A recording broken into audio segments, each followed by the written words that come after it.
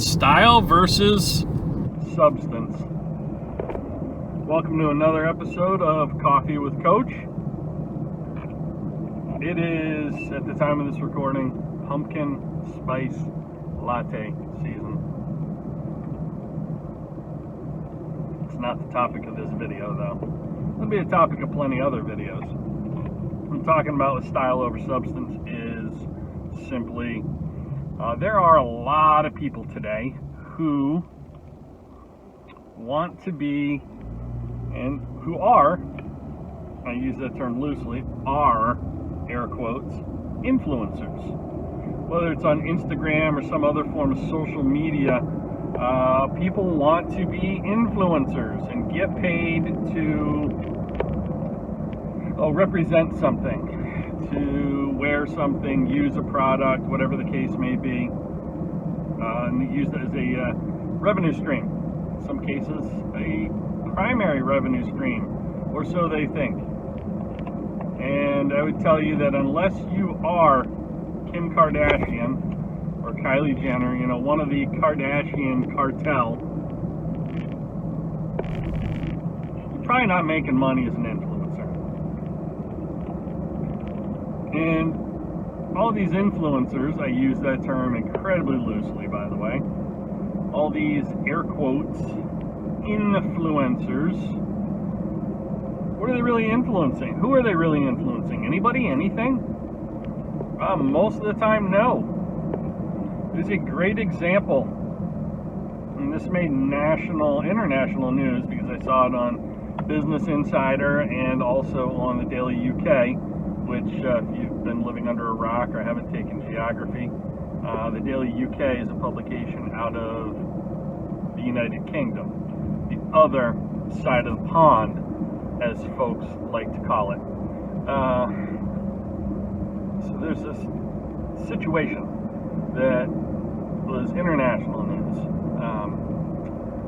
A young lady who fancies herself to be an influencer on Instagram decided she wanted to diversify. I think what she did was makeup videos and things on Instagram.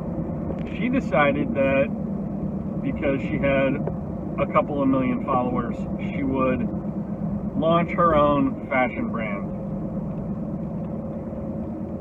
I should probably also use that term loosely as well.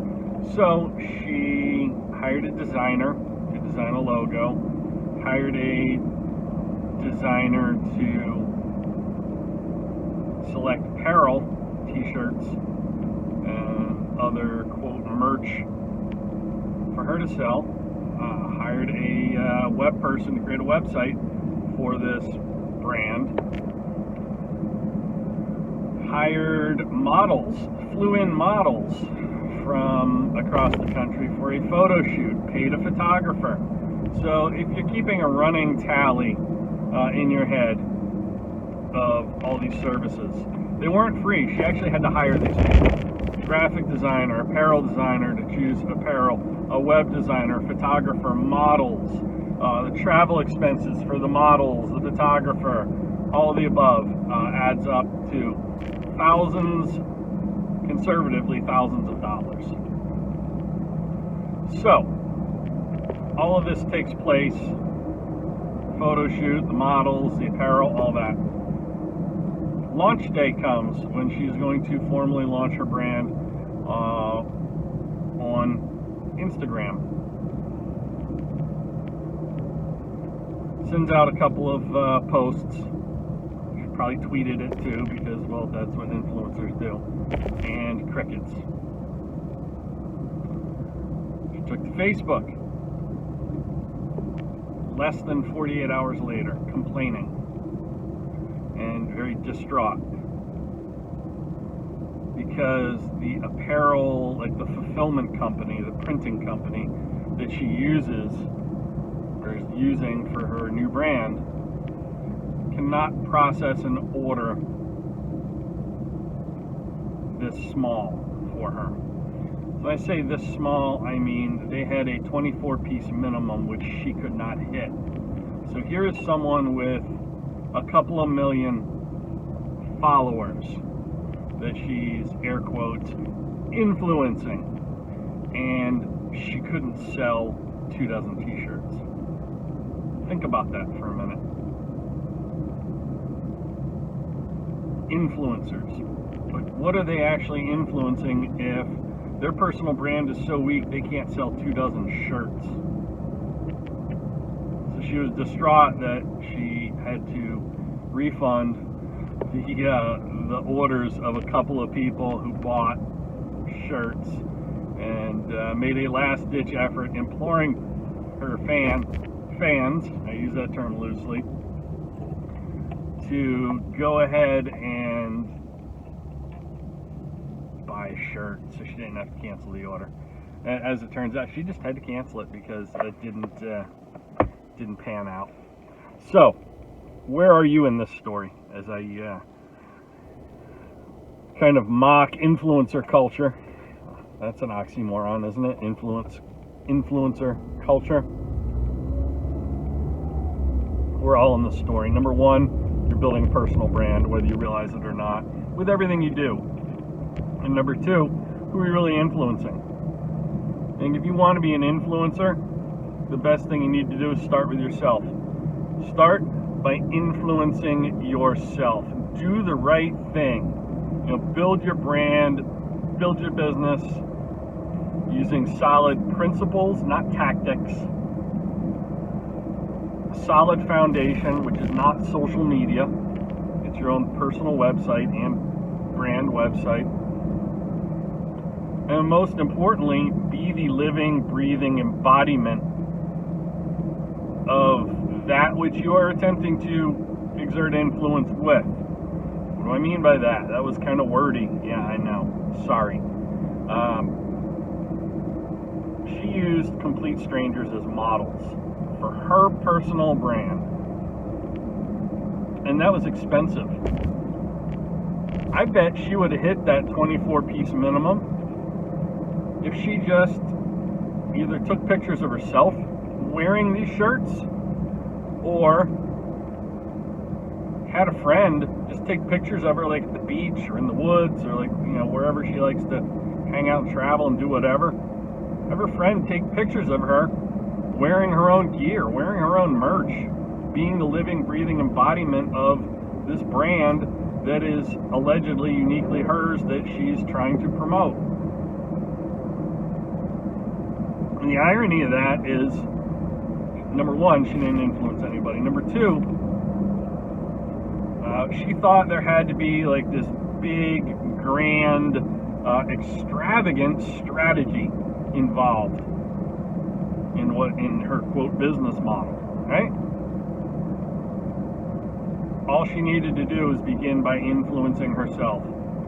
Believe in what you proclaim to stand behind by actually using it yourself, right? And I had somebody ask me, Coach Brew, why don't you have commercials on your podcast? Why don't you have sponsors? And I said, most of the people, or most of the brands, I should say, who sponsor podcasts, like the podcasters don't actually use those products. And I know plenty of podcasters who have sponsors, like an underwear sponsor for their podcast, or socks, things like that. And trust me when I tell you, they don't wear those socks. I've seen their feet. Visiting with my friends, they're not wearing those socks that they are bragging about on their podcast. I had not checked their underwear, so no, I wasn't going to go there. Thank you very much. But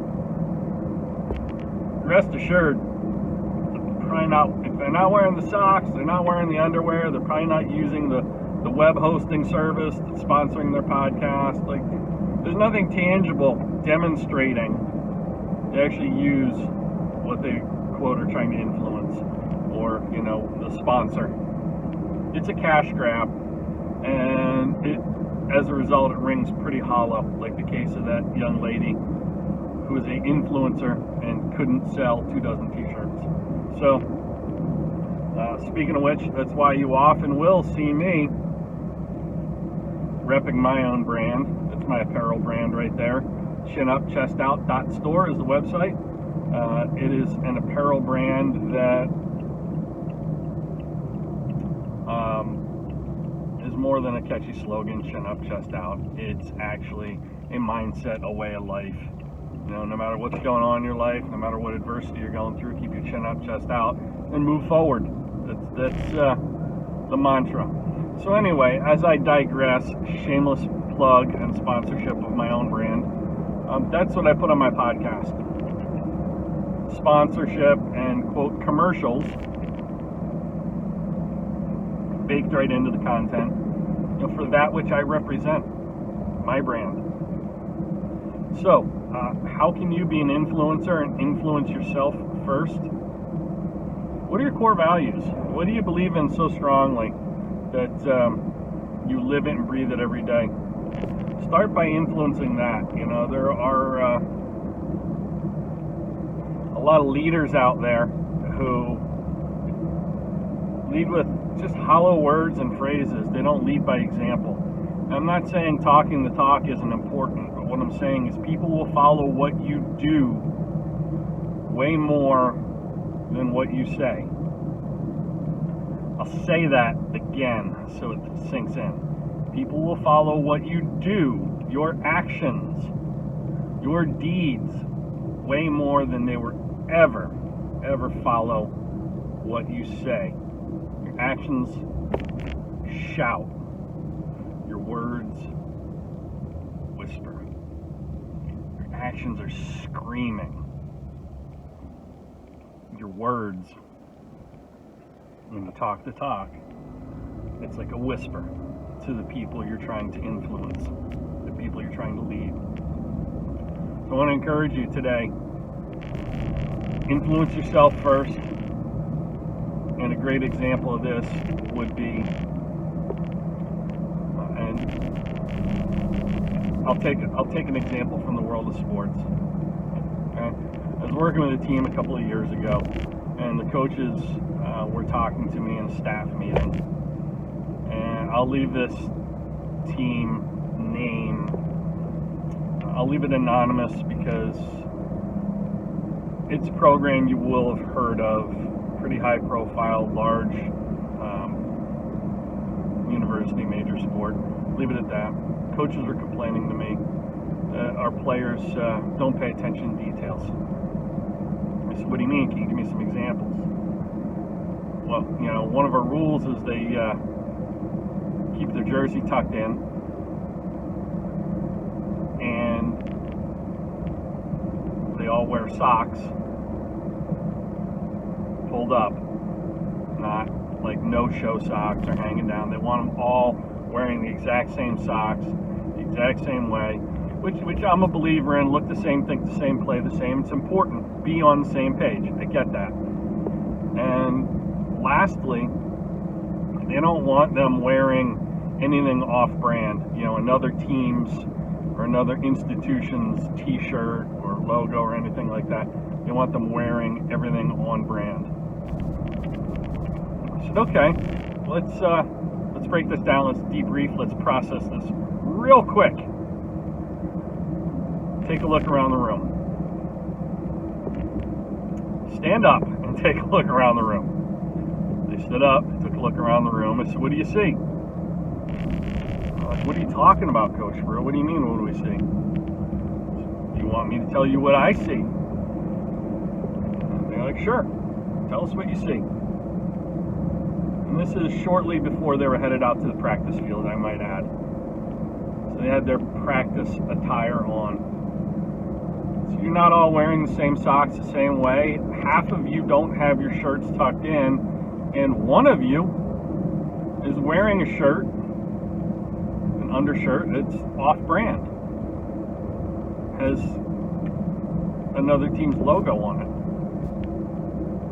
So you can't ask your people to do that which you don't do and model yourself and expect compliance.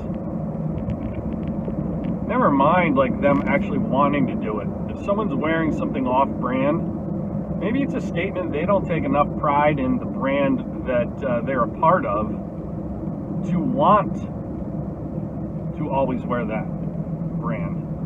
So my point being, influence yourself first. Don't expect something from others that you're not willing to do yourself. And that is your lesson on, quote, influencer culture today. Thanks for tuning in to Coffee with Coach as I raise my emotional support coffee to you today. If you want more gems like this one, head on over to coachbrew.com, sign up for my e-newsletter, and you will get automatic download of something called 12 Ways to Double Your Results and Double Your Sales. It's a special report that I'm giving you as a gift. It's a $99 value, that little ebook that you're getting. There you have it, and there it is. This has been Coffee with Coach. Lead by example, influence yourself, and we will catch you on the next episode.